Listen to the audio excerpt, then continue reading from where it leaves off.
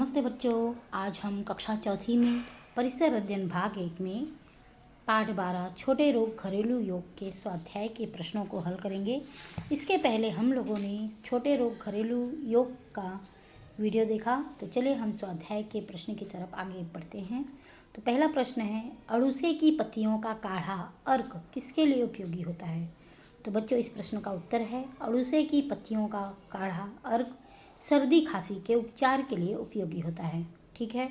दूसरा प्रश्न है, सर्दी के लक्षण क्या है?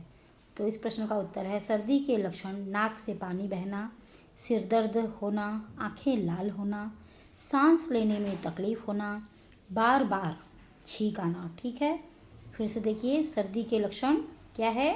नाक से पानी बहना, सिर दर्द होना, आंखें लाल होना, सांस लेने में तकलीफ होना और बार बार छींक आना। अब हम तीसरे प्रश्न की तरफ आगे बढ़ते हैं।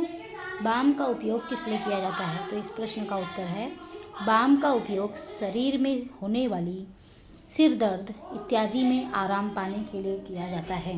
बाम का उपयोग शरीर में होने वाली पीड़ा, सिर दर्द इत्यादि में आराम पाने के लिए किया जाता है। बुखार उतरने का लक्षण क्या है? तो इस प्रश्न का उत्तर है बच्चों, बुखार उतरने का लक्षण पसीना होना तथा मुंह का फीका होना बुखार उतरने का लक्षण है।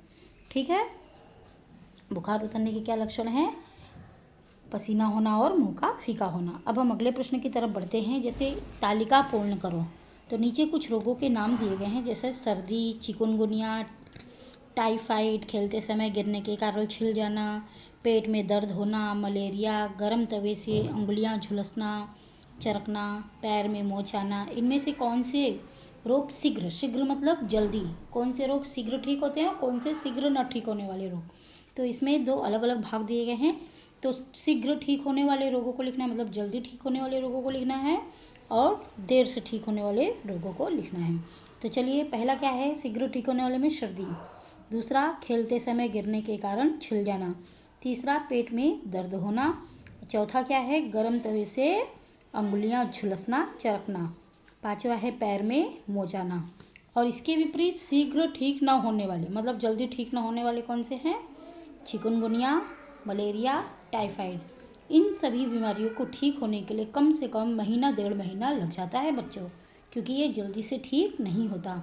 इसलिए हम सभी को संभल कर रहना चाहिए। ठीक है, तो हमने यहाँ पर क्या देखा कि जल्दी कौन सी बीमारियाँ ठीक होती हैं और जल्दी न ठीक होने वाली बीमारियाँ कौन कौन सी है। ठीक है, अब हम आगे के प्रश्न की तरफ बढ़ते हैं। तो आगे का प्रश्न क्या है? आगे का प्रश्न है, संक्षेप में उत्तर लिखो। पहला, सखू का गला क्यों दुखने लगा था? तो इस प्रश्न का उत्तर है बच्चों, आइसक्रीम खाने के कारण सखू का गला दुखने लगा था। किस कारण दुखने लगा था? आइसक्रीम खाने के कारण सखू का गला दुखने लगा था। दूसरा प्रश्न है बच्चों, पीलिया होने पर बहन को कुल कितने दिनों तक पूर्ण विश्राम की सलाह दी गई? तो इस प्रश्न का उत्तर है, पीलिया होने पर बहन को कुल 3 सप्ताह अर्थात 21 दिनों तक पूर्ण विश्राम की सलाह दी गई। ठीक है, फिर से ध्यान से सुनिए, पीलिया होने पर बहन को कुल 3 सप्ताह अर्थात 21 दिनों तक पूर्ण विश्राम की सलाह दी गई। अब तीसरे प्रश्न की तरफ बढ़ते हैं। तीसरा प्रश्न है, सर्दी का घरेलू उपचार क्या है? तो इस प्रश्न का उत्तर है, छाती को सेकना और सोने के पहले गर्म पानी का भाप लेना सर्दी का घरेलू उपचार है। चौथा प्रश्न है, क्या डॉक्टर की सलाह के लिए बिना पेट में लेने वाली औषधि का उपयोग करना चाहिए? तो इस प्रश्न का उत्तर है, नहीं, डॉक्टर की सलाह लिए बिना पेट में लेने वाली औषधि का उपयोग नहीं करना चाहिए। ठीक है, नहीं, डॉक्टर की सलाह लिए बिना पेट में लेने वाली औषधि का उपयोग नहीं करना चाहिए।